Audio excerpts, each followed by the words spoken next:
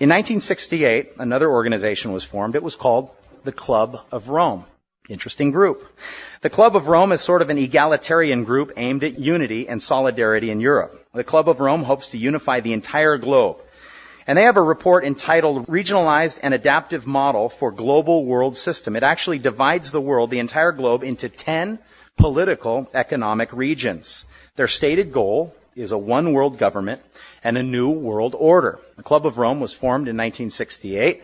It didn't make it on the map until 1972. It had a publication called Limits to Growth. It was sort of an environmental treatise that would limit growth of developed nations. Independent countries that are strong are a real hindrance to globalism, so much so that the environmental movement was aimed at undermining the United States. A word about the global warming issue. First of all, I realize that there are people from different political cloths represented here today. This is a fact. 1,000 years ago, it was warmer on planet Earth than it is today. Undisputable. The Middle Ages were warmer than it is now. 800 years ago, temperatures were higher in what was called the medieval warm period. Over the next few centuries, it got colder. 400 years ago, we experienced something called the Little Ice Age, when temperatures were much colder than it is today.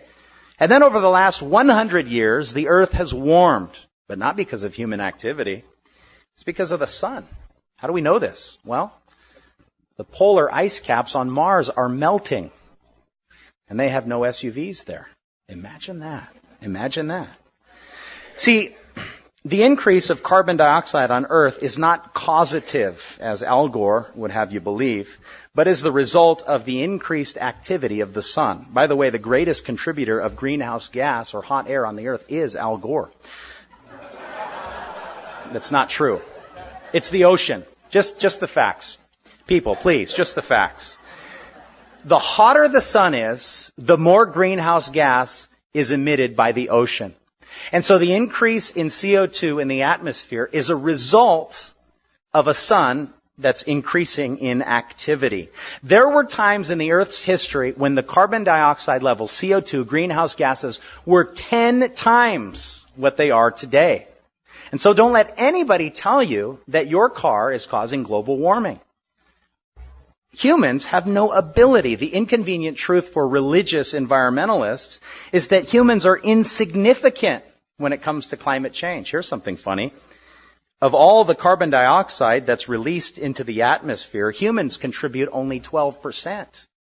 Animals contribute 14%. The activists are hoping to change the diets of livestock to curb what they feel is global warming flatulence. And I am not kidding you. I'm not kidding you. They really believe the farts of cows are driving this earth into a terrible state. Read about it in the newspaper. Leonardo DiCaprio wants you all to believe that we have dire consequences. The human race will become extinct on the earth if we don't start riding mopeds. They want to stop and change the diets of cows and horses. Professing to be wise, they became fools. That would be ironic, wouldn't it? If the environmentalists all over the world said we need to start eating cows. Eat hamburgers to save the environment. No, of course not. It's a religion, is what it is. It worships Mother Earth, Gaia, in their mind, but that's another story altogether. Climate control was actually born as a catalyst by the Club of Rome for global unity. It grew into a political campaign and then became an ideological bandwagon whose primary goal is to weaken the United States. That's right. The United States stands in the way just by being an independent nation. I'm not hailing the praises of the United States. I'm just saying that as an independent nation, it stands in the way of global unity because everything's supposed to be centralized in Europe in the end.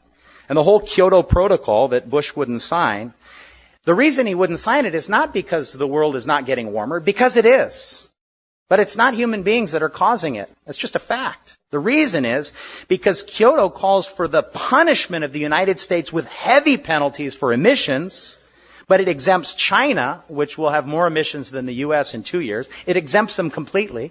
It exempts Brazil and India and other nations that are pumping CO2 in the environment. But that's not really even the issue as far as a scientific standpoint goes.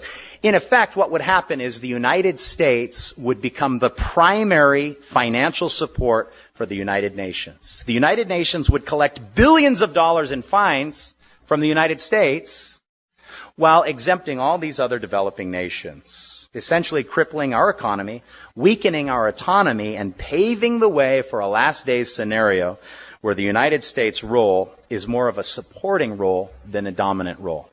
We don't take a lead role in the last days.